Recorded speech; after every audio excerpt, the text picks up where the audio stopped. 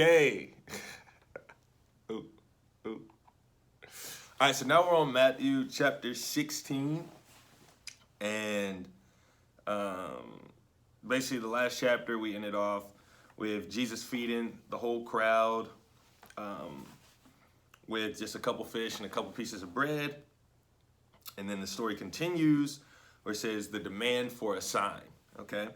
It says, the Pharisees and the Sadducees came to Jesus and tested him by asking him to show them a sign from heaven. Now again, the Pharisees and the Sadducees were basically the religious leaders of the time. They were the ones that people turned to understand like how to go about the whole Jewish faith and everything. And of course, this is them trying to basically vet Jesus out, right? Like, they're like, yo, this guy, he's going around, he's healing people, he's doing all these different things. So they want to see a sign to know whether or not it's him, right? It's almost like if someone tells you they're Spider-Man, right? You're like, yo, I kind of want to see you climb up the wall, prove it, you know? So he replies, when evening comes, you say, it will be fair weather, for the sky is red, and in the morning, today it will be stormy, for the sky is red and overcast. You know how to interpret the appearance of the sky, but you cannot interpret the signs of the times? A wicked and adulterous generation looks for a sign, but none will be given it except the sign of Jonah. Jesus then left them and went away. So what does he mean when he says nothing will be given to them except for the sign of Jonah? Well, let's look here. Let's see what Dr. David Jeremiah has to say about that. So it says, ironically, Jesus himself was the sign from heaven that the Jewish people sought. Yet the Pharisees and the Sadducees chose not to believe, despite all of the miracles that proved Jesus was the promised Messiah.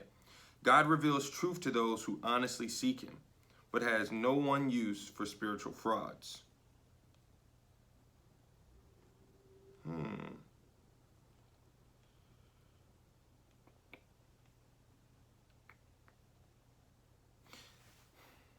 That doesn't quite answer what I'm looking for in terms of none will be given it except the sign of Jonah.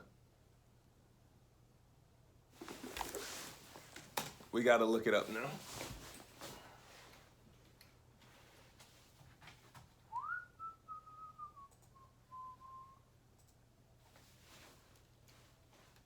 What did it mean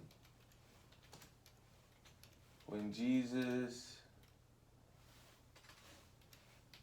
bear with me here, said the sign of Jonah?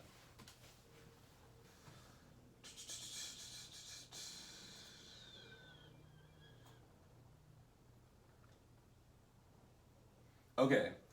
The phrase sign of Jonah was used by Jesus as a typological metaphor for his future crucifixion, burial, and resurrection.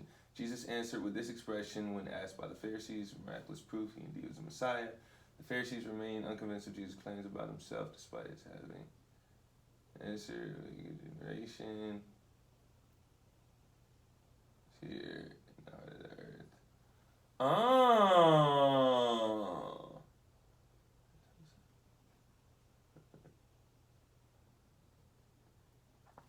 Wow. Okay, so when Jesus says none will be given to it except for the sign of Jonah, he's doing a comparison. Sorry that took me so long. He's doing a comparison where he states that, he doesn't state, but we're to see that Jonah was in the belly of a huge fish for 3 days, right? And Jesus was going to be like in the belly of the earth, you know, when he dies for 3 days. And he was basically foreshadowing, like I said, I hate spoiling the story for those who haven't heard it. That's the main reason I do this, is for people, you know, in different parts of the world who may not get a chance to hear this stuff. But he predicts on how he will die later on, and for 3 days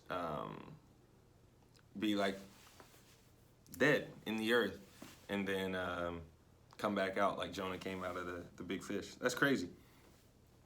So then it says, the yeast of the Pharisees and Sadducees. When they went across the lake, the disciples forgot to take bread.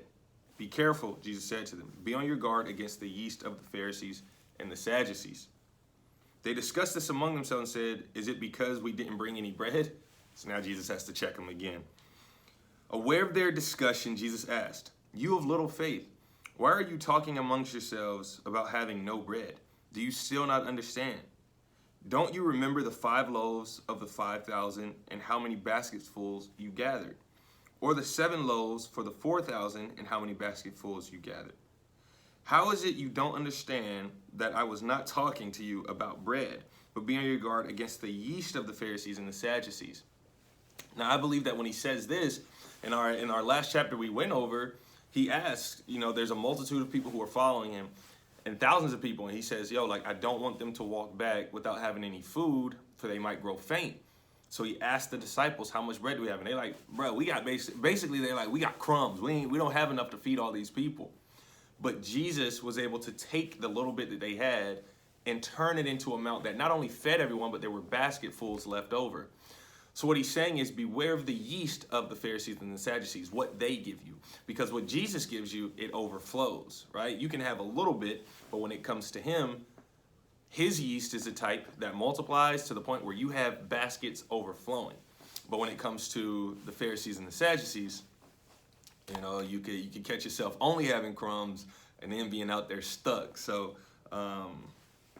it says, then they understood that he was not telling them to guard against the yeast used in bread, but against the teaching of the Pharisees and the Sadducees. Next, Peter declares that Jesus is the Messiah. So when Jesus came to the region of Caesarea Philippi, he asked his disciples, who do people say the Son of Man is? And when he says Son of Man, he's talking about himself. They replied, some say John the Baptist, others say Elijah, and still others, Jeremiah or one of the prophets. So basically they're mentioning people in the past that they're assuming is reincarnated, right? So to bring that into like modern context, it's like, imagine people being like, some people say like, you're Martin Luther King brought back to life, or you're George Washington, like this is basically what they're saying. So then Jesus asked, but what about you? He asked, who do you say I am? And Simon Peter answered, you are the Messiah, the Son of the living God. Jesus replied, blessed are you, Simon, son of Jonah, for this was not revealed to you by flesh or blood, but by my Father in heaven. And I tell you that you are Peter, and on this rock I will build my church, and the gates of Hades will not overcome it. I will give you the keys of the kingdom of heaven. Whatever you bind on earth will be bound in heaven, and whatever you loose on earth will be loosed in heaven. Then he ordered his disciples not to tell anyone that he was the Messiah. Then Jesus predicts his death. Story getting real now. So it says, from that time on, Jesus began to explain to his disciples that he must go to Jerusalem and suffer many things at the hands of the elders, the chief priests, and the teachers of the law, and that he must be killed on the 3rd day, be raised to life. Peter took him aside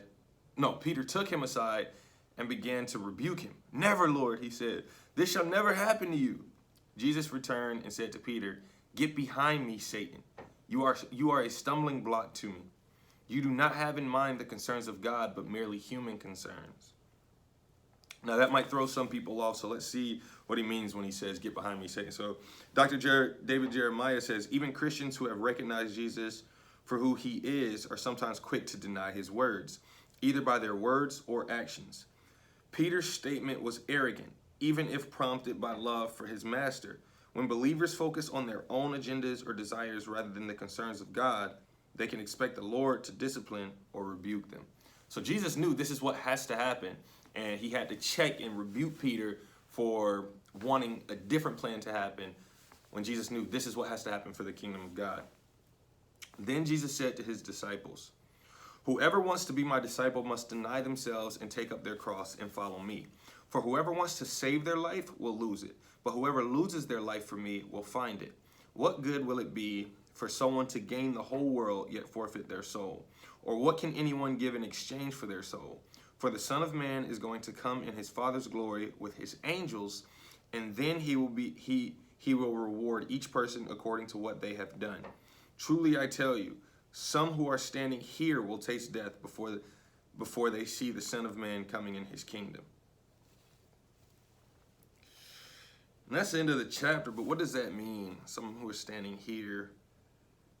So it says, in these verses, Jesus gives perhaps the clearest presentation of discipleship found in the Bible. Its cost is exceeded only by the reward. Oh man, so basically he's just addressing, the fact that, there's a price to pay to follow him, but then on top of that, when he says, truly I tell you, some who are standing here will not taste death before they see the Son of Man coming in his kingdom. I don't know what that means. Truly I tell you, some who are standing here will not taste death before they see the Son of Man coming in his kingdom.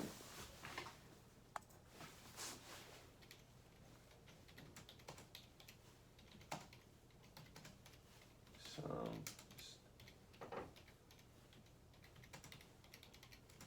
not taste death.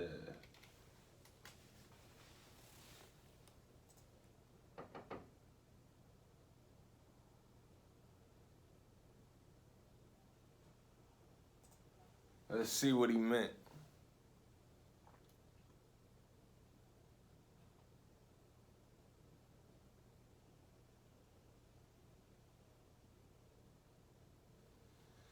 It is because it will happen soon. Many of those who were present.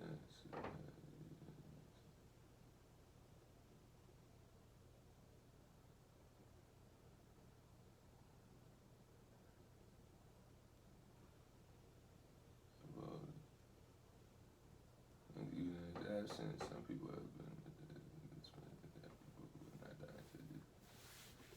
True. We have actually always been told there's a man whom Jesus.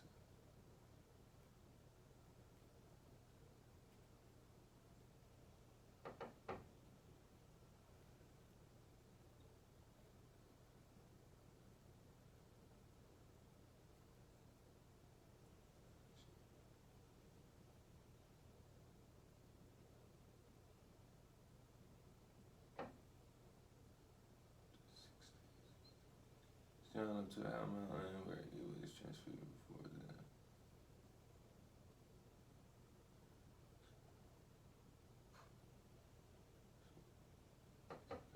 Second comment.